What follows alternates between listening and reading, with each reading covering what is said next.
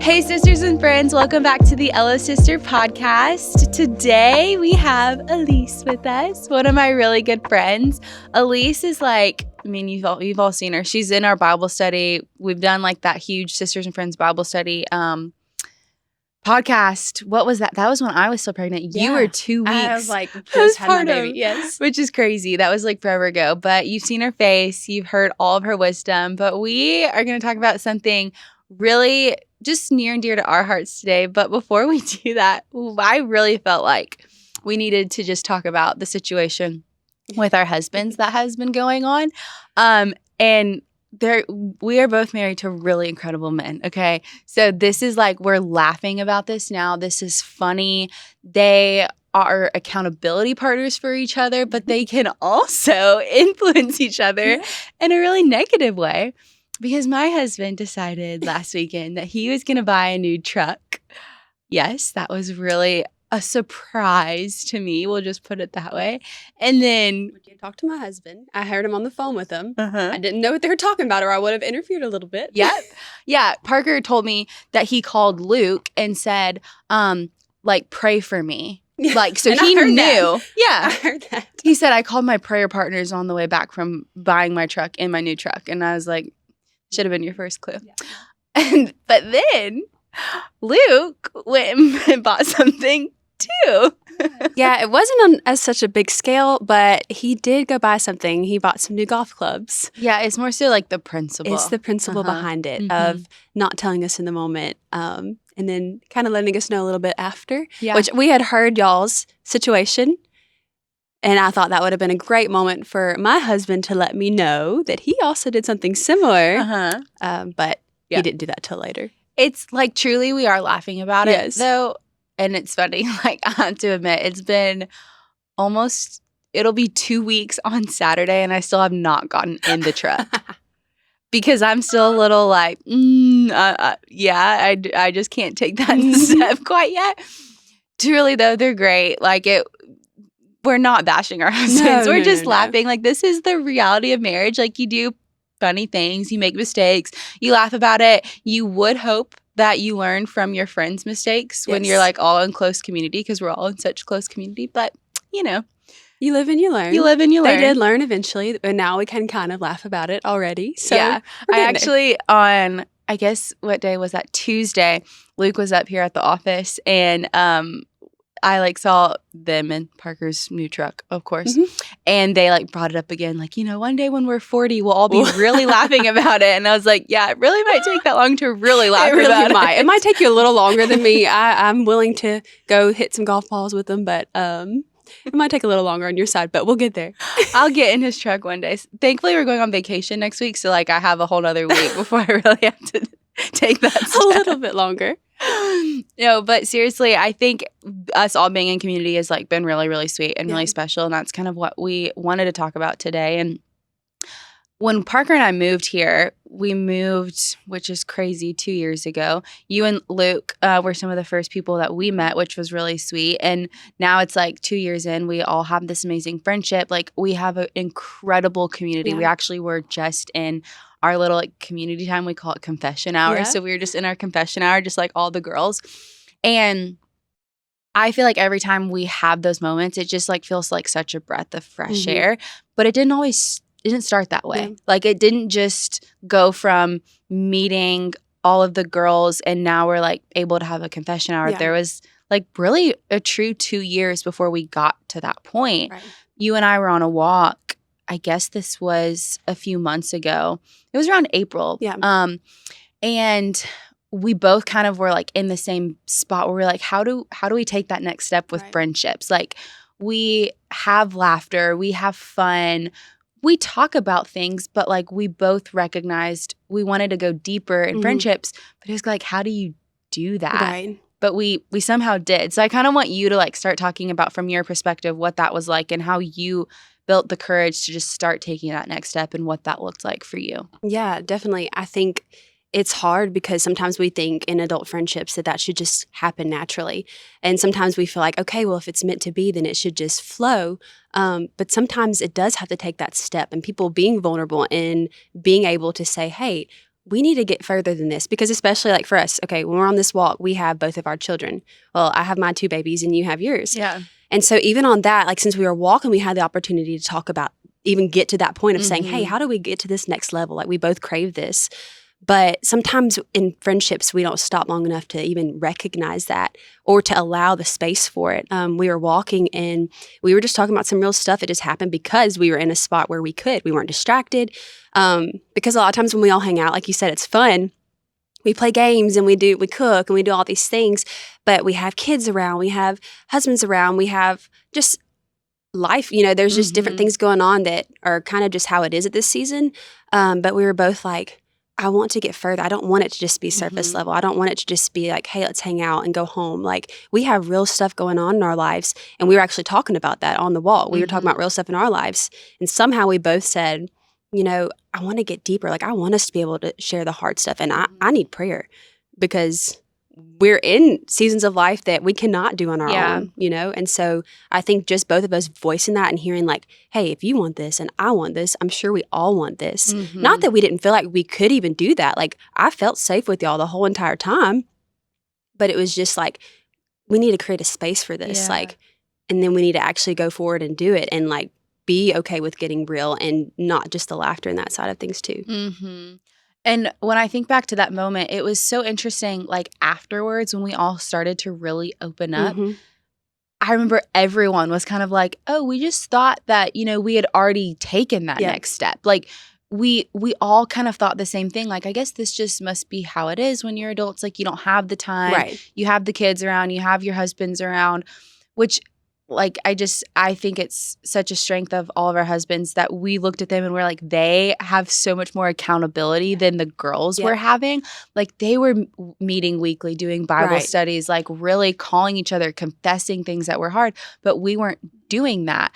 And I think one thing that we realized is like for some of the girls in our friend group having kids, that was a big barrier because we were like distracting ourselves in the surface level. So then we said, okay, confession hour is like no surface level, nothing but like what's going on in your heart. Right. Yeah. When we started it, that was the goal, was we're going to come in and we're going to just kind of go around to each person, give them space to speak. And we didn't know what that was going to look like at first. Like it could have just been, it could have been anything, but it was crazy how when we allowed the space for it, how much came from that, like immediately. As soon as people started talking, there's tears. There's laughter still, but there's also tears. There's real stuff. And there's like, oh, I actually am facing that too. And there's prayer and there's people checking in on you and there's accountability, I think a lot of times we think of even the verse like of iron sharpens iron. You kind of think of that, like the men use that a lot, but it's like, we all need that. They had that to build each other and their accountability, and they were able to get to that next level.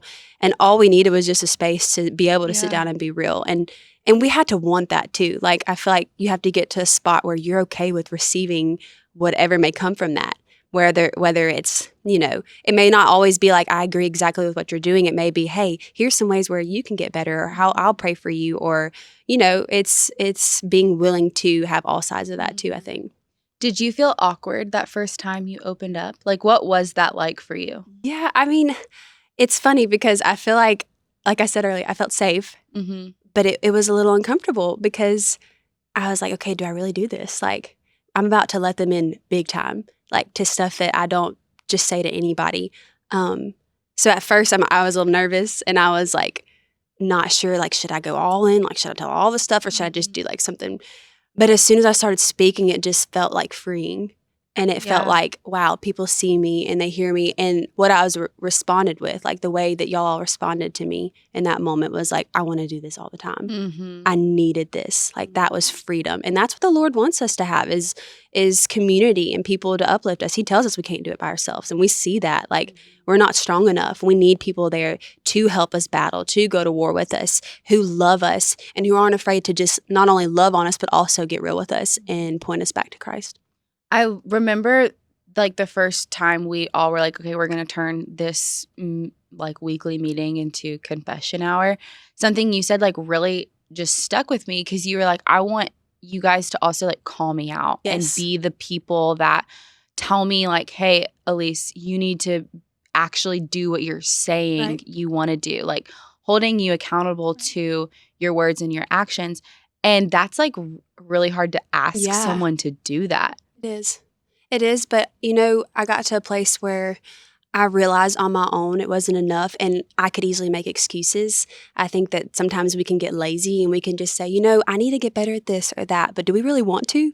And in that moment, I was like, no, I want to come back to this space and I want y'all to actually ask me. Like, if I'm going to come in here and confess something to y'all, I hope that y'all will come back and say, hey, how did that go? And I need to be able to give account for that. And I haven't always been in a place where I would necessarily want to, because that means that I do have to take it seriously.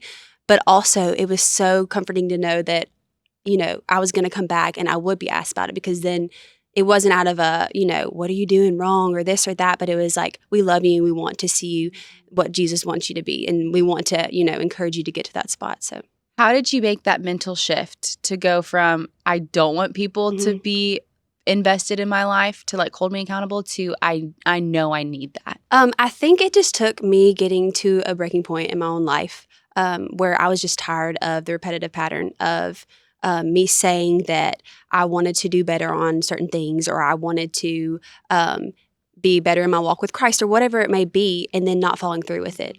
I'm in a really beautiful season of my life right now, but that beautiful season of my life also has some hardships to it. And there's times where I can make excuses, like after having 2 children, I can say, well, I don't have time for this or that, or by the end of the day, I'm exhausted, so maybe I'm being snappy with my husband. And I had to get to a point where I'm like, I want to really be better, but I can't do this on my own. So I had to get to this point of having people who could actually ask me about those things. That way I can't hide from the truth, but I have to they bring them to light. And then that in return makes me a better mom, a better friend, a better wife. And those are my goals. Those are the things that I want, but I just can't do it on my own. And obviously I need the Lord to help me through that, but he also places people in our lives to point us in that direction. Absolutely. And I think what really is cool about having that accountability is like we truly do ask each other the next time we see him, like, how's that going? How's this going? Like Lydia today asked me something super specific that I shared like 3 weeks ago. Right. It's like we ask those follow-ups, but then we're also really excited to share the follow-ups. Yeah. Even if they're not the best news, it's like, oh, someone is caring enough to like really wanting to know, how did that go? Like what's the status of your marriage? How are you doing in your marriage? How are you doing in your relationship with the Lord? How are you doing with your family? Like how it's all across the board. It's not just like one specific thing that we're constantly asking about. Right. And that's what I think is so beautiful is like if someone were to sit in on our confession hour, it's like everyone's sharing specific to their life. Yeah. Like it's not all, oh, we're all sharing about the same topic. Right. We're all going through very different things. But what's cool is like, you can speak into my life. I can speak into someone else's life.